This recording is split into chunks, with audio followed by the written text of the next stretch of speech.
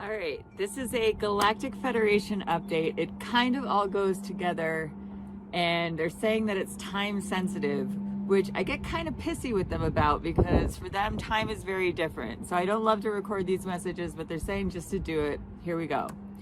Alright, it has to do with the Sirius Stargate, the Pyramids of Giza, the solar flash, and more ships. So all of these things somehow string together. Let's see how it works. Alright, so the Sirius Stargate. The Sirius Stargate has been open for a little while. It's been opening is what we should say. They're showing me this. It's opening. So I don't exactly know what the Sirius Stargate does or what comes through it, but they're telling me that it's opening.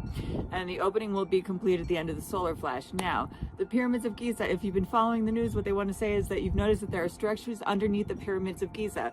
Okay, if you know, you know, but those pyramids were actually telecommunication, teleportation, and transportation, all sorts of devices to communicate with the different star systems, specifically specifically with the Orion star system. That's why they're aligned with the Orion's belt. But the Sirius Stargate is a different thing. It's been closed for a while. Okay, so the Sirius Stargate is opening now with the solar flares and the solar flashes. We are quickly approaching the solar flash, the climax of the solar flash window, because it's not just an instant event, it's a series of solar flares, and it climaxes at a big CME event, solar flash, and that is coming. You can kind of feel it in the energy. I think that's why they want me to record this now. Okay, so now with all of the solar activity, it's activating those structures underneath the pyramids and in the pyramids, and not just the pyramids in Giza, but the pyramids all over the world. And they're saying the ones that you know about and the ones that you don't know about. And they're pointing me to Teotihuacan, but they're saying that there are so many pyramids that are undiscovered, and all of these pyramids were built as these communication structures, and all of them are amping up and getting activated. So, okay, what does that mean for everyone? Oh, free energy.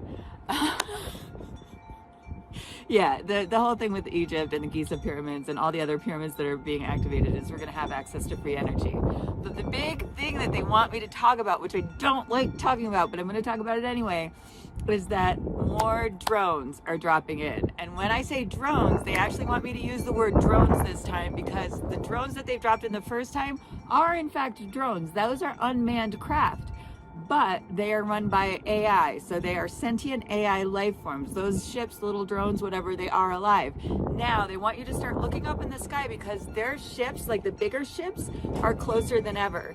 And if you start looking up in the sky, you're going to see weird light patterns, like kind of swirly light patterns.